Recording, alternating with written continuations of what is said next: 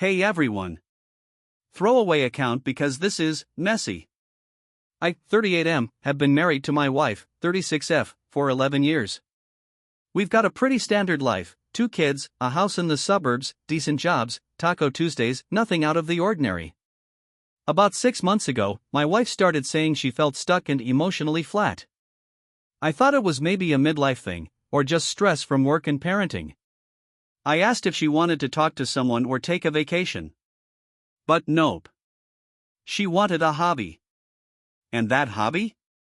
Ballroom dancing. Now, I'm not the jealous type. I'm also not exactly graceful on my feet, more of a 2 left feet kinda guy, so I didn't really think much of it. I even encouraged it. I figured dancing was healthy, fun, and who doesn't like watching a bit of Dancing with the Stars once in a while? At first, everything seemed cool. She was excited again, lit up when she talked about the lessons, the music, the challenge. I saw her smile in a way I hadn't seen in months. She'd come home energized, even giddy sometimes. I thought, this is good. She's happy. This is working. But then, it started getting weird. She began staying out later. Dance practice, she said. Then she started dressing differently, more makeup, tighter clothes. She'd come home showered and smelling like a different cologne than she left with.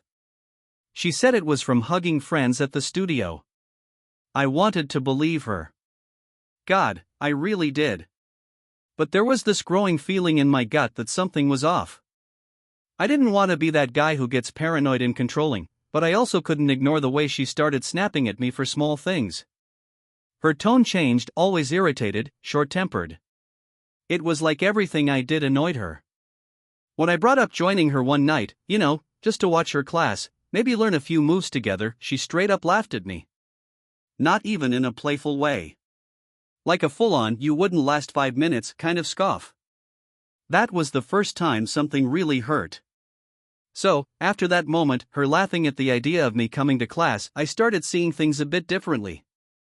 I wasn't trying to snoop, but one night I went into the laundry room and noticed a pair of heels in her gym bag. Not dance shoes, heels. And not the kind she'd normally wear unless we were going out for dinner at a fancy place, which we hadn't done in months.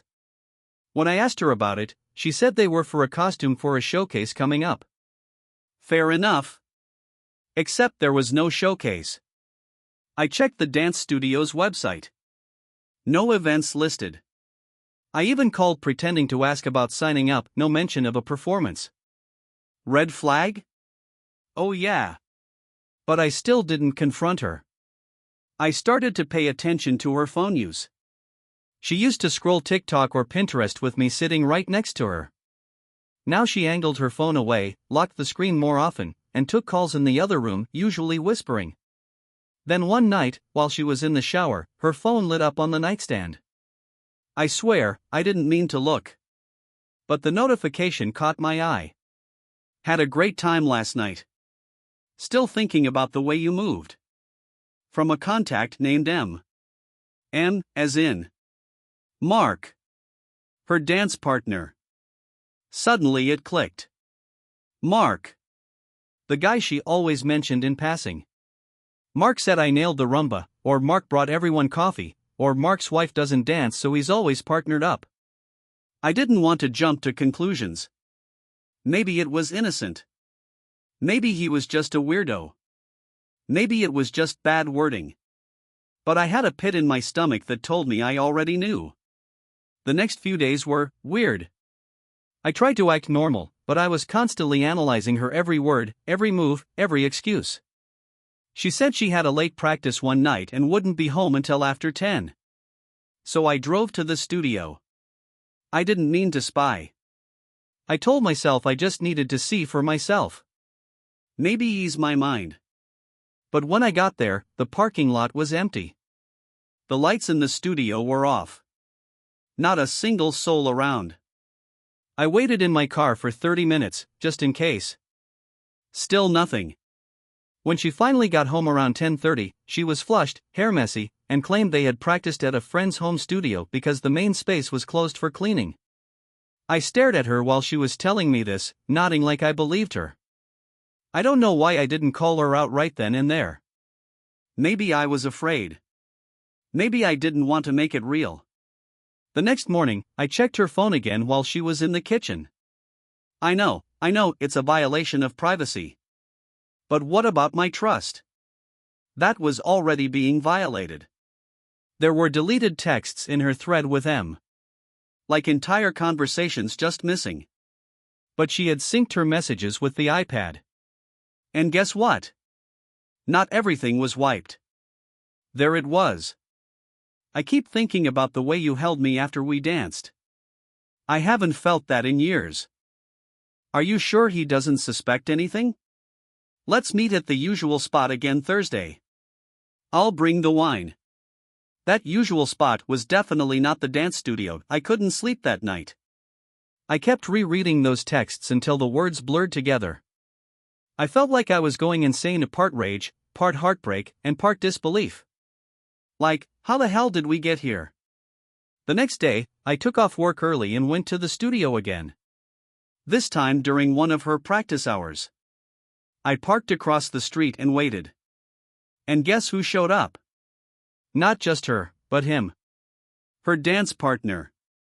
They went in together, laughing like they didn't have a care in the world. No bags. No dance shoes. Just smiles, close proximity, and energy that screamed we're not here for salsa steps. I waited maybe 10 minutes before I got out of the car and walked in. They didn't even hear me come in at first, music playing, lights dimmed, their bodies way too close for something as innocent as a cha-cha. I said her name. She jumped like I'd set off a firework. He backed off fast. Her face, pure panic. What are you doing here? She snapped, like I was the one cheating. I stared at them, then slowly pulled out my phone. So this is the usual spot, huh? She turned ghost white. He just mumbled something and practically ran out the back door. Coward. She went off. Like screaming, defensive, and then sobbing, the whole emotional buffet. First she denied it. Then she blamed me. You never pay attention anymore. I just needed something for me. It was just emotional at first. I just stood there, frozen. I couldn't decide if I wanted to scream or cry or just leave and never come back. She begged me not to overreact. Said it was complicated. I told her she made it complicated the moment she decided to lie. That was the day I packed a bag and stayed with my brother. So I moved in with my brother for a while. It wasn't glamorous, a pull-out couch and microwave meals, but it felt safer than being gaslit in my own home. About 3 days after I left, she showed up at my brother's place. Uninvited. She had this whole "I've been thinking about us" monologue rehearsed. She was calm, way too calm for someone who just got caught cheating. Like she thought if she looked reasonable enough, I'd just forget it ever happened. She said, "I know what you think you saw, but it wasn't like that. Are you kidding me?" Then she spun this wild tale. Apparently, he was going through a divorce, and she was just being supportive, and their closeness was misinterpreted. I asked if she usually sat in his lap when she's being supportive. She switched tactics. Tears. Real ones, maybe. I don't even know anymore. I felt alone, like you weren't emotionally available, and I found connection in someone who just listened. Oh, now it's my fault? I told her I wasn't going to play therapist for her choices. She made those decisions without me. She broke the trust. She broke us. Then, she hit me with the "I still love you" card. And honestly? That was the moment I felt nothing. Not hate. Not love. Just this numb, exhausted emptiness. I told her we needed space. Real space. And that I was seriously considering divorce. Her response? You're really going to throw away our marriage over one mistake? One. I didn't even argue. I just closed the door. So after I shut the door on her gaslighting performance, I really thought that was it. I thought maybe she'd take the hint and let things cool off. Spoiler alert, she didn't. She started showing up everywhere. I mean, everywhere.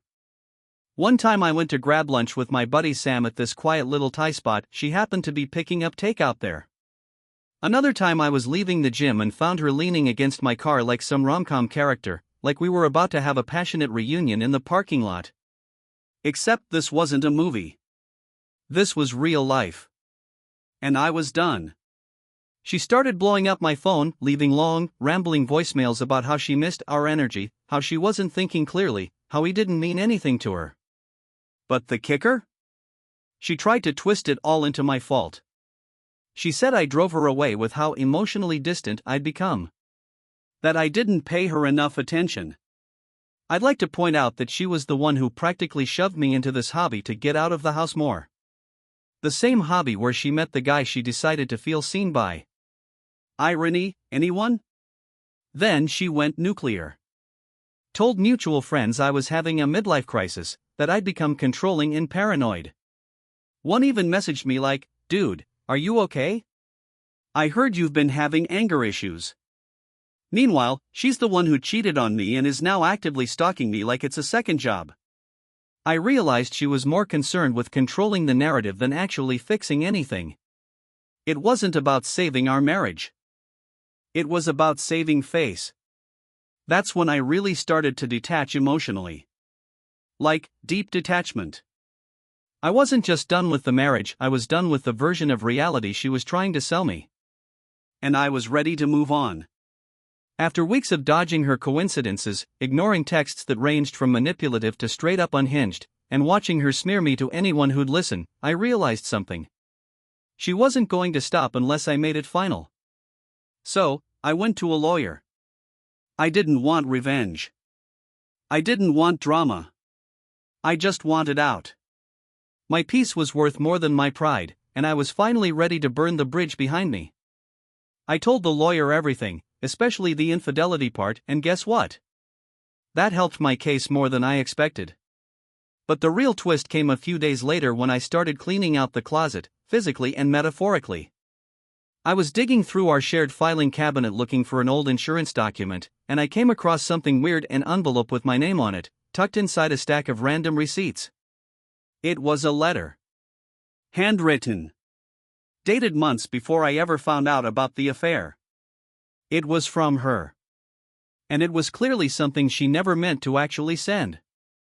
It started out like a journal entry: "Dear Aiden, that's me," and then it went dark. She wrote about how she never thought she'd fall for someone else, how the connection felt deeper than anything she ever had, and how she was tired of pretending to be the perfect wife. She mentioned him by name. My dance partner. Talked about how he got her. How I was always too focused on responsibilities and routines, and how she just wanted to feel alive again. It hit like a punch to the gut. Not because I hadn't already guessed all of this, but because it was so premeditated. This wasn't a heat-of-the-moment fling. She planned it. She rationalized it. She had emotionally checked out of our marriage long before she physically did. And that's when I stopped blaming myself for any of it. The next day, I filed the divorce papers. Sent them through her lawyer. She tried calling when she got the notice. I didn't answer. I didn't need to anymore. The day the divorce was finalized, I sat in my car outside the courthouse for a long while. No music. No calls. Just silence. And for the first time in a long time, it didn't feel lonely. It felt like relief. She didn't show up to the final hearing. Just sent her lawyer. Fitting, honestly, disappearing when it mattered most was kind of her thing. I signed the papers with a calm hand. No tears. No outbursts. Just quiet acceptance. I moved out of our old apartment a week later. Left the keys on the counter with a note that just said, "Take care of yourself." I didn't wish her well. I didn't curse her either. I just let go. But here's the real plot twist: a couple of months later, I got a message. From his ex-girlfriend. The dance partner's former flame. She had seen one of my old posts on Reddit. Guess the sub really isn't as anonymous as we think. Turns out, he had a pattern. I wasn't the first husband he danced his way between. And from the way she described it, I definitely wouldn't be the last. We met for coffee. Just two people who'd been betrayed by the same lie, trying to make sense of the chaos. We laughed, we vented, we processed. Weirdly enough, it felt like the final piece of healing I didn't know I needed. Now, I've started taking dance classes again, solo this time. I figured it's time to rewrite the memory. Turns out, I still enjoy it. Just, without the backstabbing. Here's what I've learned. If your gut says something's off, listen to it. You're not crazy, jealous, or controlling for asking questions. And most importantly, someone else's betrayal is never your fault. I gave everything I could to that relationship. And it wasn't enough, not because I lacked anything, but because she did. I'm not bitter. I'm just done. So to anyone reading this, wondering if they should leave, or if they're overreacting, or if they'll ever feel whole again. You will. It takes time. But you will.